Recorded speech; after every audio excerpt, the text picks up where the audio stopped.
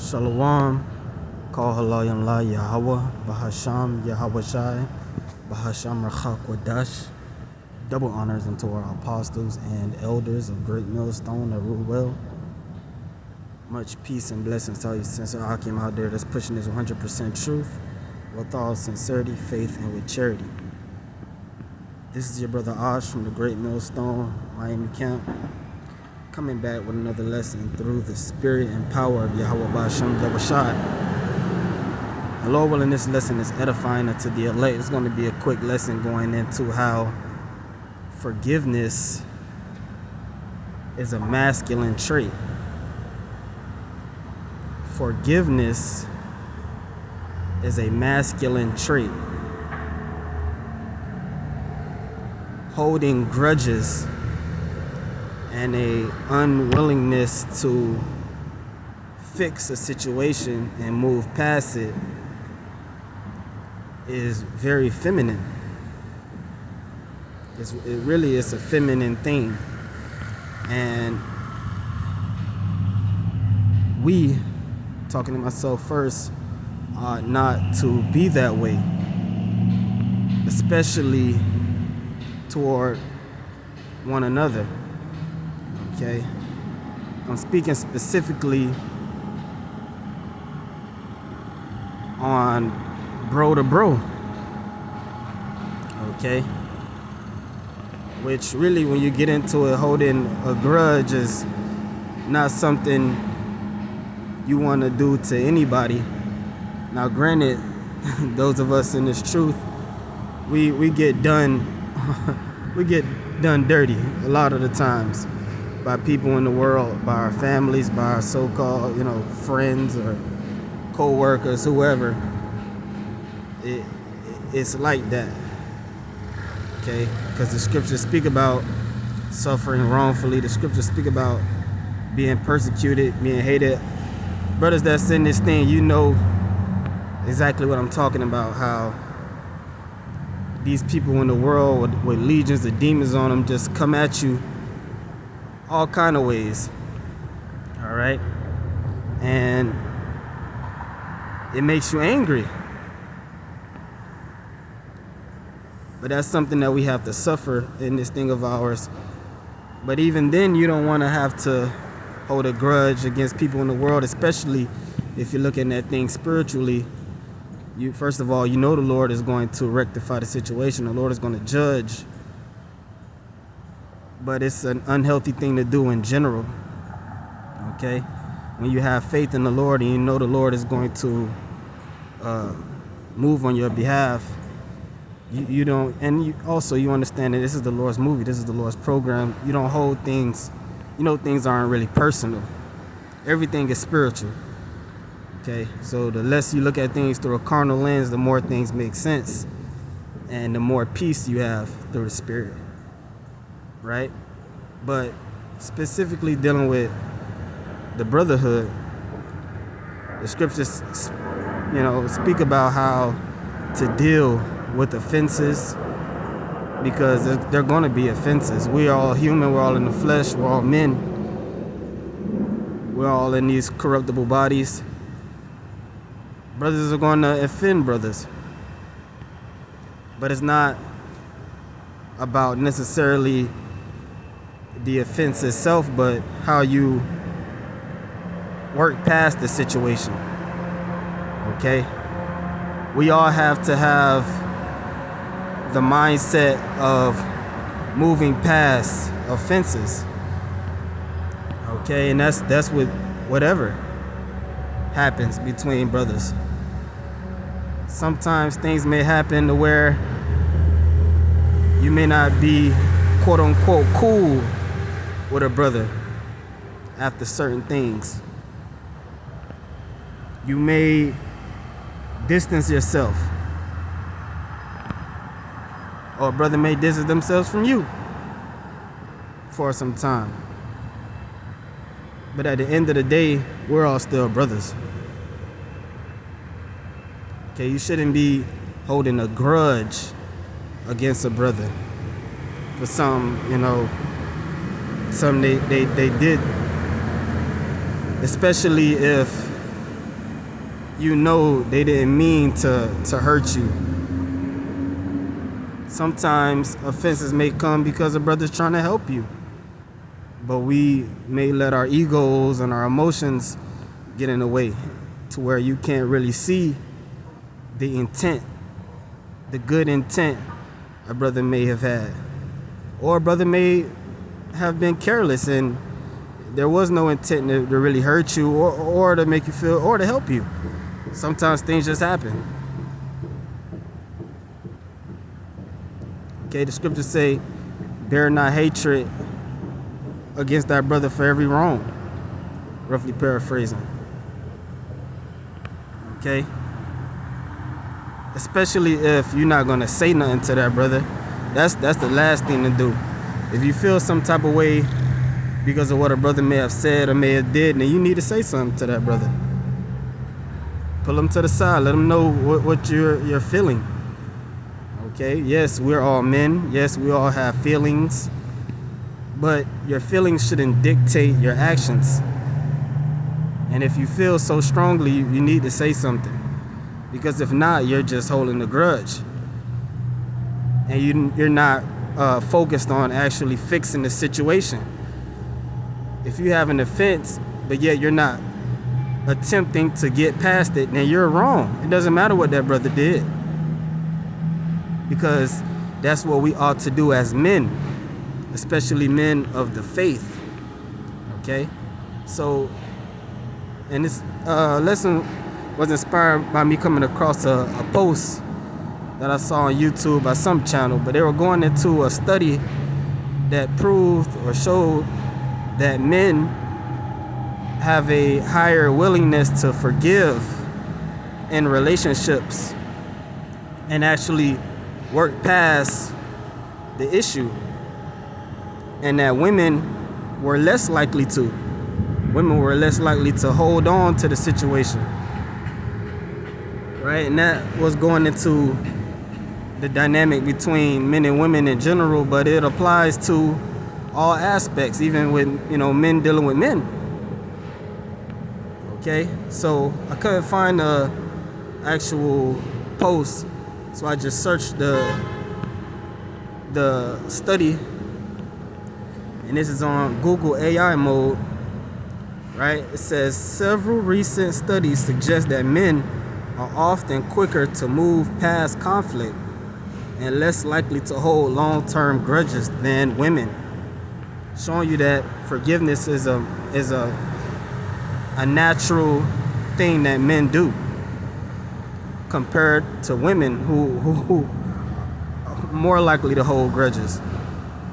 And it's going to explain why. It says key findings from 2025 research and earlier studies include faster repair mode.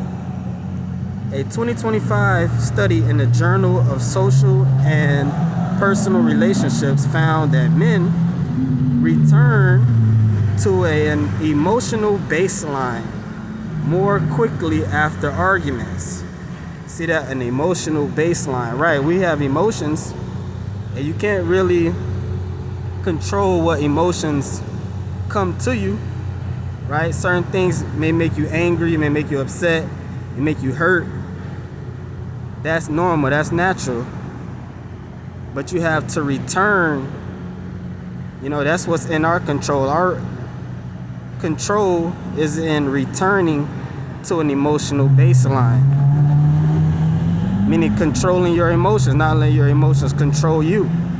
They come at you, they come up, but you have to force them back down. And how do you do that? Not necessarily by rubbing your ears and saying woosah, but by analyzing the situation, being spiritual as men of the faith, going back to what the scriptures say, and ultimately working it out with your brother, speaking about the issue. Let him know what's on your mind, finding out what's on his mind, and coming to terms. And Lord willing, it won't happen again. But if you just hold on to your emotions and don't say anything, that's some real feminine thing. That's some real womanly shit to do. Let me just say it frank. Okay? They tend to shift into repair mode sooner, prioritizing relationship stability over prolonged emotional processing. And I have the perfect precept for that. But we're going to finish this before I go into the precepts. It says lower rumination. Right? You hear the word rumination, goes back to ruminate. It's like you have ruminant animals like a cow, a lamb, a goat. Clean animals, right? Also have to have a cloven foot, because you have some animals that ruminate but yet don't have a cloven foot, which are unclean. Okay? But what do ruminant animals do? They eat, or as the scriptures call, chew the cud.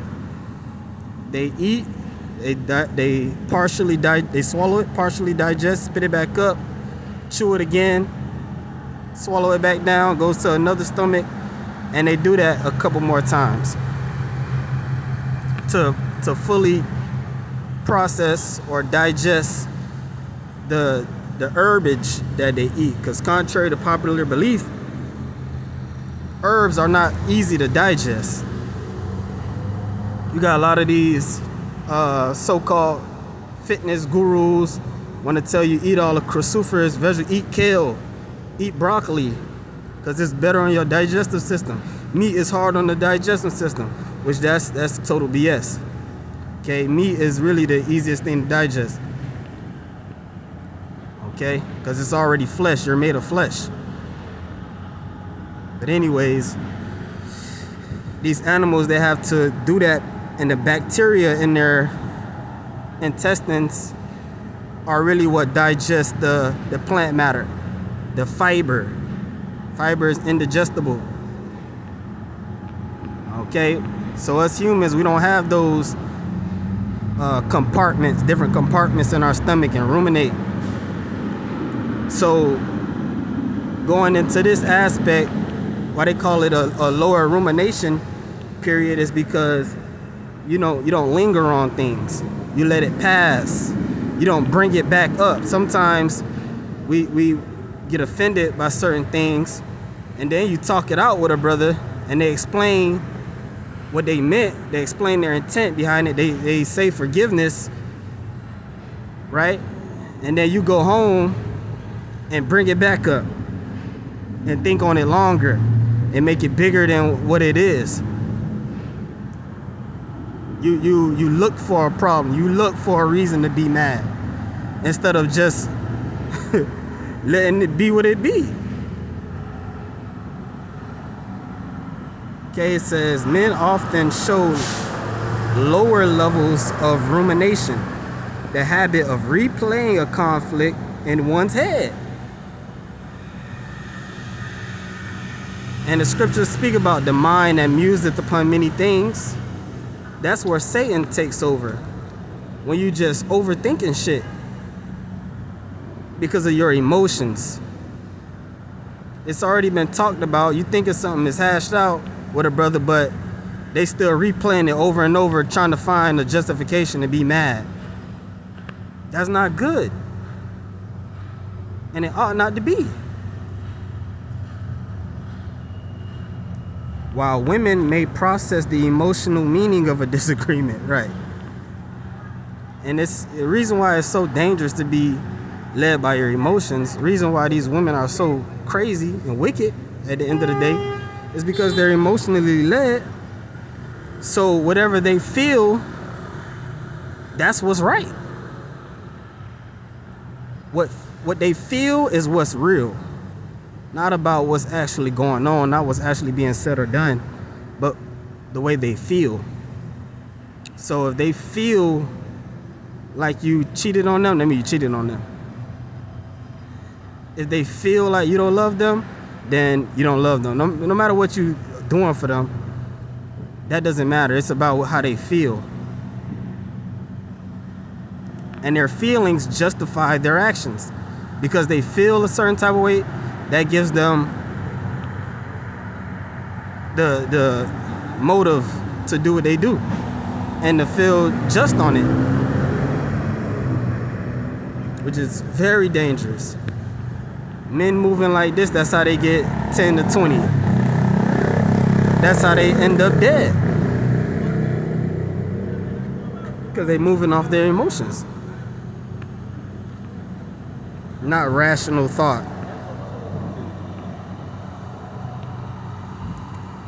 This can lead to a longer cooling off period and more lingering resentment. You see? So it takes you longer to cool off. It takes you longer to let the situation die down, because you won't let it die down, which leads to resentment, bitterness. And the scriptures speak about that bitterness. That's why Esau wanted to slay his brother Jacob. That's why Cain slew Abel. That's why men fall off. That's how they develop a deep sense of anger and hatred, to the point where their mind is no longer right with Yahweh Bashim Yahshua, because the Spirit of the Lord can't dwell with someone that's subject unto sin. Holding a grudge against your brother, that's a sin. The scriptures speak against that. That's in the law. The scriptures say open rebuke is better than secret love.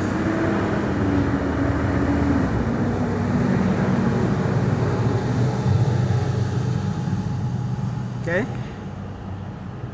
Self-forgiveness. A 2021 study highlighted that men are significantly more likely than women to forgive themselves and move past situations they cannot control.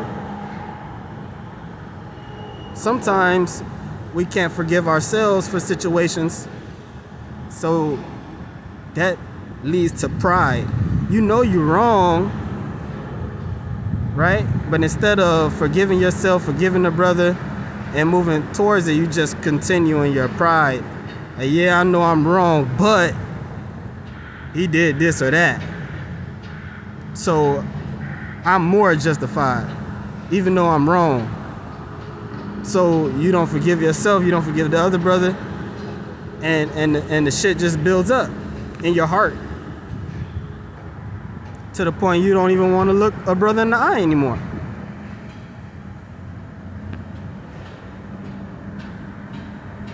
Because you can't come to grips. You can't get a grip.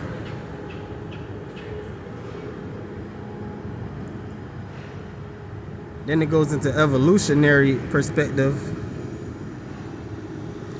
Researchers at Harvard observed that in sports like boxing and tennis, men were much more likely to engage in peaceful post-match contact, hugs or handshakes, right? At the end, you know, men may have a boxing match and 1 minute they trying to take each other's heads off, but then after the match they show sportsmanship. Then women. They theorize this stems from an evolutionary need for men to quickly resolve conflicts to maintain tribal alliances for survival, which is not evolutionary. That's just something the Most High ingrained in men, right? This thing is bigger than us. The Apostle Paul said, I endure all things for the elect's sake. We understand that we're a body. We need each other. So what we may have going on is not bigger than the program. So for the sake of unity, we seek to move past things. And then it goes into masculinity concerns. Conversely, some research indicates that men who are highly sensitive, keyword sensitive, about their manhood may be less likely to forgive in professional settings, as they may view forgiveness as a stereotypical feminine or weak trait, which is not true. Okay? There goes that manhood, which is ego, pride, right? I'm a man, ain't I? I'm a man, I got feelings. I'm a man, you can't talk to me like that. You can't say that to me. Because you're trying to be macho. You're trying to put on an image, which is not what this truth is about. You have to be real to Yahweh Bashmi Al-Shah. You have to be real to yourself, not being a hypocrite, which is an actor. Okay? Letting go, forgiveness, that's true manhood. Not trying to be a tough guy, which shows really you're weak on the inside, right? You're like a jelly bean, hard on the outside, soft on the inside. That's why it says highly sensitive. Okay? So, without further ado, let me get into the scriptures. I don't have much scriptures, but I believe what I have is perfect. Okay? This is the book of Ephesians, chapter 4, and it's 144, right? It says, unity of the Spirit. I, therefore, the prisoner of the Lord, beseech you that ye walk worthy of the vocation wherewith ye are called. Right, this is our vocation, our occupation. This is our job. To teach the word, edify the elect, build each other up. That's what we're in it for. Not to tear each other down, not to be stagnant in building. All right? To continue to grow. Okay, verse 2 says, with all lowliness and meekness, with long suffering, forbearing one another in love, endeavoring to keep the unity of the Spirit in the bond of peace, meaning fighting to keep the peace. Your emotions don't want to allow for peace. Your emotions want chaos so they can fester and breed. Okay? The NLT says at verse 2, always be humble and gentle. Be patient with each other. Which means what? To suffer. How do you suffer? Because your emotions are pulling on your heartstrings and attempting to make you move a certain way. But you let it go. For the sake of the brotherhood. Especially when you know a brother didn't even truly mean you no harm.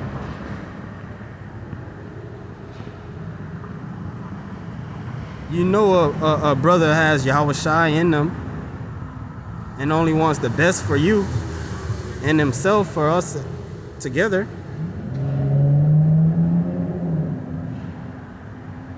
Be patient with each other, making allowance for each other's faults because of your love.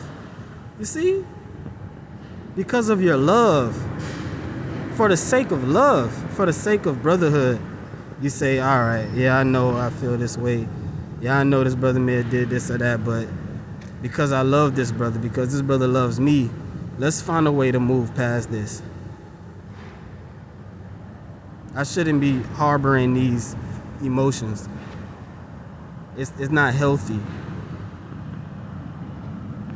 Make every effort to keep yourselves united in the Spirit, binding yourselves together with peace.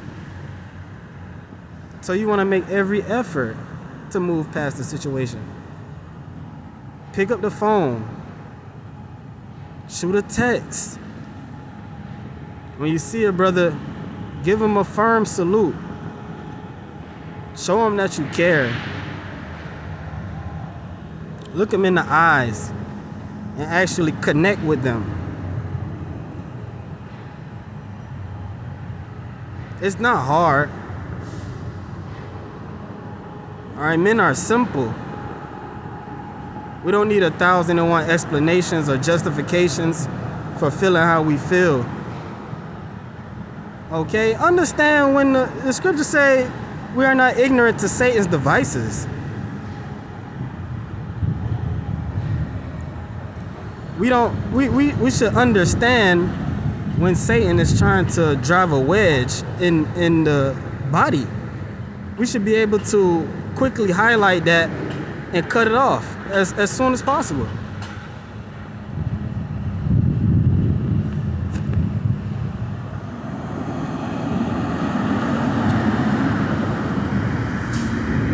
That comes with being spiritual, okay? Thinking spiritually will alleviate 100% of your problems between Akim. Seeing the bigger picture. Understanding what's at stake. Okay?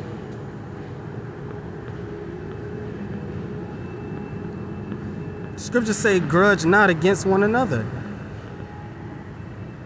You say you're a man, right? We say we're men. We're about manhood, brotherhood.